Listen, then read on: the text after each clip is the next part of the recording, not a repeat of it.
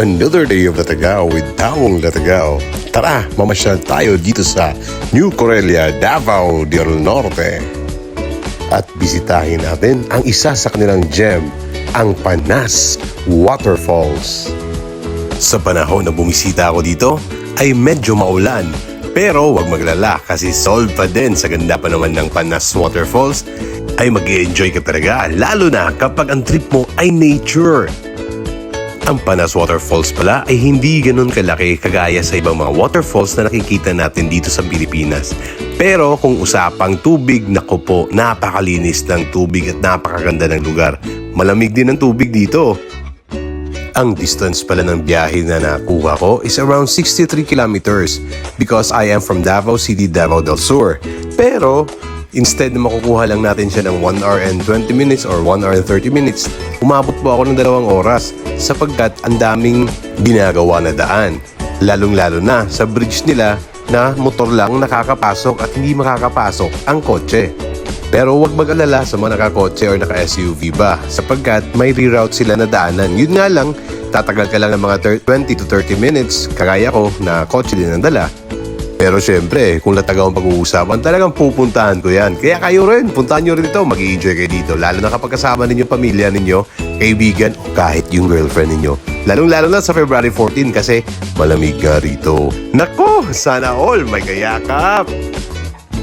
Ang entrance fee pala dito ay only 50 pesos lang mga kalatagao, di ba? Murang-mura. Sa mga PWD po at saka sa mga senior citizen, it's only 40 pesos. Biruin mo yan, 50 pesos pati 40 pesos lang tapos ganito kaganda makikita at mararanasan ninyo.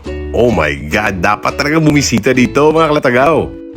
Siya nga pala mga kalatagaw, ang cottage pala nila dito, it's only 300 pesos. O diba, mura lang, sa 300 pesos na yan, ang dami nyo nang mag-gasya doon, siguro 8. Siya nga pala mga kalatagaw, piece of advice, bawal pala mag-yosi dito. So sa mga kagaya ko na mga smokers, tiis-tiis muna.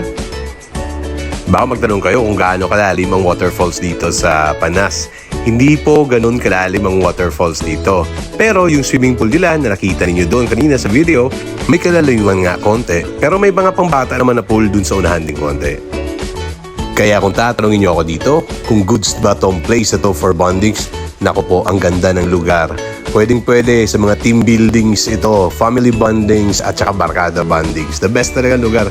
Pwede ka rin mag-solo para maka-emit ka ng positive energy at saka ma-discharge mo yung negative energy mo sa buhay. Talking about discharging, ang Panas Waterfalls pala ay may CR po sila or comfort room. So, wag po kayong umihi dun sa waterfalls ha, kawawa naman yung naliligo sa baba.